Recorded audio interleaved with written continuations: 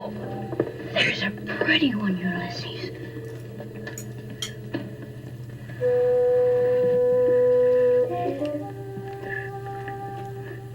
There it is. Hello BookTube! I'm Sean the Book Maniac. Welcome back to my channel. During Vlogmas I did a couple mini book hauls. I wish I had done more because I have 4 piles this big of books still to haul and I want to do them in one video, so I'm going to be a little bit more succinct than usual. It's terrible, isn't it? You're so disappointed. To get them all in one reasonably sized video, it's not going to be an 11-minute video, but hopefully under 30 minutes. I won't be reading introductory paragraphs, but if introductory sentences have a standalone vitality, I will be delighted to share those with you. So without further ado, let's get started. My mega year-end book haul. This also doesn't include the books that Adam gave me, because I guess I hauled those in our little video, so I see they're not in this pile. Okay, first up, A Gentleman in Moscow by Amor Towles. I actually did it on audio, his other novel, Rules of Civility, and really enjoyed it, so I picked this up. This is about a gentleman in Moscow. I hear it's a very quiet novel, not much happens. A man lives in exile in the 1920s. He's kind of basically under house arrest as an aristocrat in Bolshevik Moscow. He lives in a hotel and doesn't get out much, if at all. Based on how much I loved The Rules of Civility, I can't wait to read this. Opening sentence. At 6:30 on the 21st of June, 1922, when Count Alexander Ilyich Rostov was escorted through the gates of the Kremlin onto Red Square, it was glorious and cool. This was somewhere on Twitter I found out about this novel, Women in Translation novel.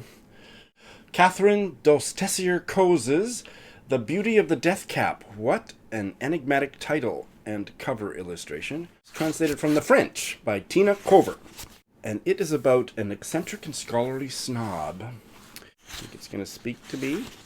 I love the publisher's name, Snuggly Books. While I was reading the Literary History of Saskatchewan book that I just finally finished after a year and a half last week, one of the novels it brought back onto my radar was this classic, Who Has Seen the Wind by W.O. Mitchell, a Alberta novelist, and this is a classic of Western Canada. I don't think I ever read it, but I did see the movie. He was born in Weyburn, Saskatchewan, but he lived most of his adult life, I believe, in Alberta. Oh, in fact, he lived in Saskatchewan, Ontario, and Alberta, but I think the end of his life was in Alberta. Originally published 1947, opening sentence. Here was the least common denominator of nature, the skeleton requirements simply of land and sky. Saskatchewan Prairie. This won some American Literary Award, but every review I've seen on BookTube since it won that literary award, was it the National Book Award or something, has been terrible. Nobody's liked it. Disappearing Earth by Julia Phillips. Set on the Kamchatka Peninsula in northeastern Russia. 2 girls go missing.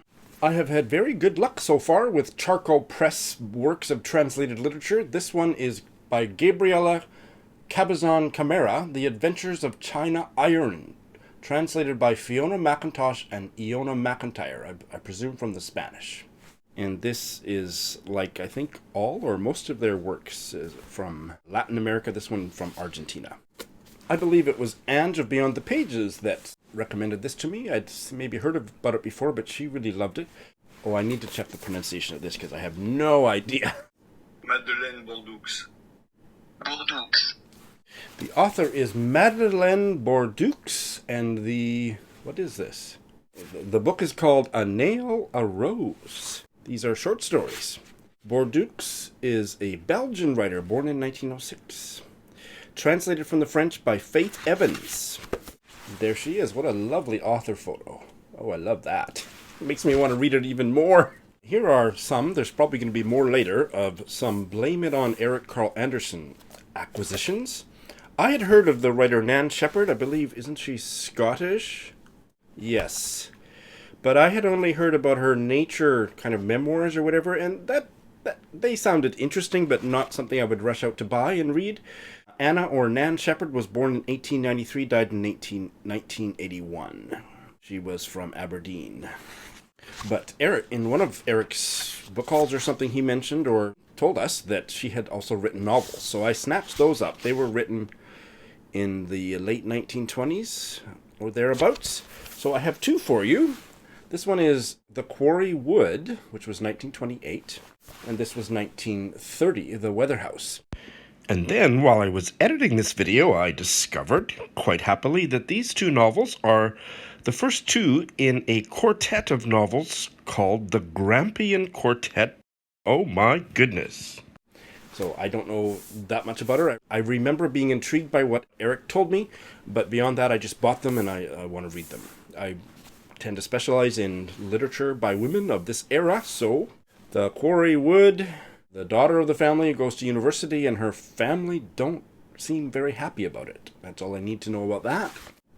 Oh, listen to this opening sentence from The Quarry Wood. Martha Ironside was 9 years old when she kicked her grand-aunt Josephine. Let's see what The Weatherhouse is like for an opening sentence. Doesn't have quite the hook as the other one, but Miss Teresa Craigmile opened the kitchen door in response to the knock and saw Francie Ferguson holding a bag of potatoes in his arms. I was sure I'd already hauled this, but I went back and checked and I have not, so I am so excited to show this to you, if I can lift it. The Eighth Life by Nino Harachashvili, translated by Charlotte Collins and Ruth Martin. But I know this is a Georgian novel, but I am so stupid I don't even know, does Georgia have their own language? No, this was originally published in German. Okay, I need to know a lot more about why that was, but it's a novel set in Georgia, written in German. Eric has read it, I think he's finished it, and was loving it, or did love it by the end. I don't remember hearing that he's finished it, actually. Maybe, I hope he did. But it is 1,000 or more pages. 930 pages. And it's a family saga.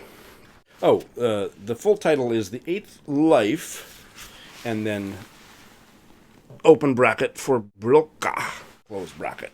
I have been interested in Ivan the Terrible, one of the medieval czars of Russia. The first of the Russian dukes to claim the title czar, not medieval. He was crowned in 1547. I couldn't remember the exact time, but I studied him. I specialized in Russian history in my first undergrad degree. And my survey course on Russian history, I learned quite a bit about him and then have always kind of wanted to know more. He was a dastardly fella. And Olive of a Book Olive recommended this book to me, Henry Troyat's Ivan the Terrible. And I bought it, but I came in the mail today, and it's an ex-library copy, which I hate.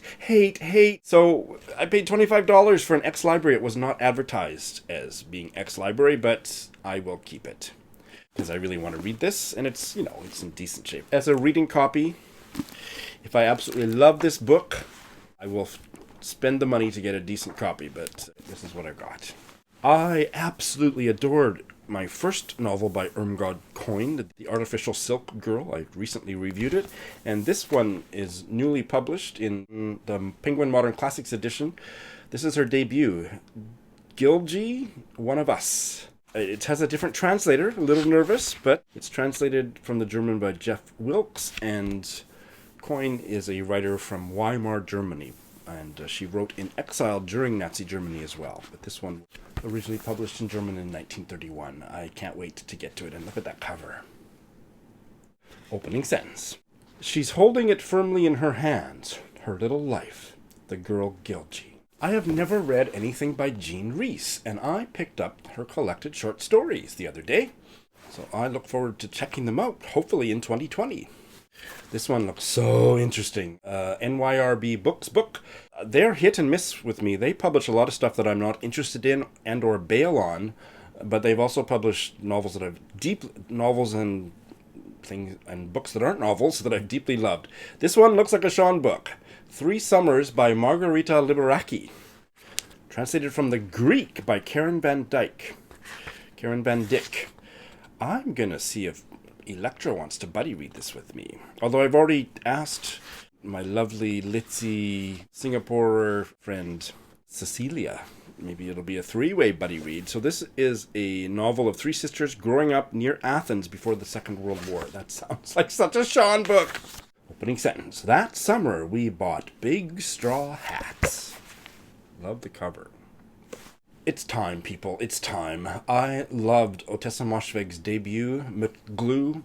I don't know if this is going to be a Sean book. Half of my friends hated it and or bailed on it. The other half absolutely loved it. I have to try it. Opening sentence.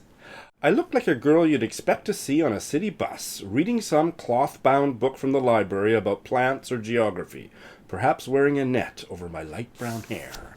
Just browsing in the bookstore, I picked up this Finnish World War II novel, Unknown Soldiers by Väinö Linna. Originally published in 1954, translated from the Finnish by Liesel Yamaguchi. Wow, Liesel Yamaguchi. I want to know more about that person. It's a war novel. Apparently it's one of the best. According to The Guardian, it's one of the best war novels ever written. Adam, are you listening? I don't remember which of my Aussie booktuber friends recommended, but somehow I got cottoned on to Kate Grenville through one of those lovely ladies. This is The Secret River by Kate Grenville, which is a historical novel. Begins in London, 1806, and the protagonist commits a crime and is transported to New South Wales to begin a new life. Apparently, Kate Grenville is amazing. This one won the Orange Prize and was also shortlisted for the Booker. So the Alexander referred to in this opening sentence is obviously the name of the ship, okay? Opening sentence. The Alexander, with its cargo of convicts, had bucked over the face of the ocean for the better part of a year. Older Brother by Mahir Guven, translated from the French by Tina Cover. I think we've already mentioned Tina Cover in another book. And this is a story of a Franco-Syrian family. The father is an atheist communist who moved from Syria to France as a student and stayed for love. That's all I need to know. Published by Europa Editions, which is almost always a good sign for me. Opening sentence. Death is the only true thing. My friend Leah in Calgary has been harassing me for years to read Nancy Mitford. And so when I saw this in the bookstore, I picked it up. Her novel, Love in a Cold Climate. So I sent Leah a photo of it, expecting approval and congratulations, and she said, well, great, but you must start with the first one. So I ordered the first one from Amazon and had it the next day, The Pursuit of Love. So in fact, I think it's a trilogy, but The Pursuit of Love is first, The Love in a Cold Climate is second, and I don't remember the third one, and nobody seems to want to talk about it, so maybe it wasn't as successful. But I couldn't believe that even though these were published by the same publisher, they are not the same size. That drives me crazy. Come on, Penguin, get your shit together. But apparently everybody, not only Leah, but especially Leah, thinks that Nancy Mitford is a Sean writer and I must check her out. These are famous novels. I won't bother, and I don't know what they're about, and I won't bother explaining what they're about to you. You can look them up, but here is the opening sentence from The Pursuit of Love. There is a photograph in existence of Aunt Sadie and her 6 children sitting round the tea table at Alcon Lee. And Love in a Cold Climate. I am obliged to begin this story with a brief account of the Hampton family, because it is necessary to emphasize the fact once and for all that the Hamptons were very grand as well as very rich. Oh my. I think I first heard about this on Simon Savage's channel. This Hostile Life by Melatu Uke Okori. And these are short stories about refugee life in Ireland. I'm pronouncing it the Japanese way. Okori was born in Nigeria and moved to Ireland in 2006.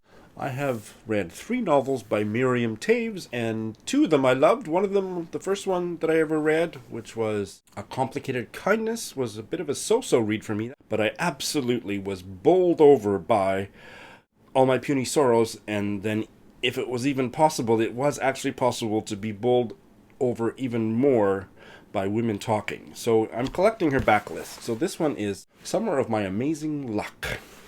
And this is about a single mother with an 8-month-old son living in a Winnipeg housing project. Opening sentence. Lish had been a lifer even before the trouble started with Serenity Place. That's enigmatic. Those of you that have been around a while will remember the Shithole Countries tag that somebody created to talk about literature coming from the countries that Trump spoke so offensively about, and I did a tag of that and found out about a novel from Zimbabwe that I had never heard of and wanted to read, and I finally acquired it. It is The Hairdresser of Harare by Tendai Huchu. Tendai Huchu is a male writer, and this is about a rivalry between two hairdressers in contemporary Zimbabwe, an entertaining comedy of manners and class, published in 2010. I have slowly been reading the Ali Smith seasonal quadrology, and here is Spring by Ali Smith. It's been out for quite a while. I finally picked it up. I have this is the third volume. I have all of them in this, with this gorgeous wrap-around half dust jacket. You know it comes off, right?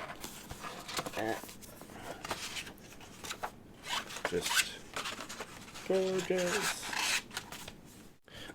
Well, it certainly speaks to the present moment, the opening sentence. Now, what we don't want is facts. I read this on ebook several months ago, Denton Welch's final novel, A Oyster Cloud. I absolutely loved it. I have a full review. I will link to it, and I couldn't not get this attractive hardcover edition, and this is Denton Welch's art as well. And most of what's left have arrived in the last few days. This is Richard Kapuscinski's biography of Emperor Haile Selassie of Ethiopia, called The Emperor. Because I went to an Ethiopian restaurant and I have a connection with somebody who's getting involved with the Ethiopian community here in Tokyo, I have just developed this fascination with Ethiopia, and I want to find out much more about The Emperor. And also, apparently, Kapuscinski is just an amazing writer. A couple years ago, I collected a couple of these Penguin specials that were China specials, short novellas from China, and I decided to get one more. This one is by Su Tong, and it's called Patchouli's Rouge Tin. Set in early 1950s China, about two friends on their way to a re-education camp.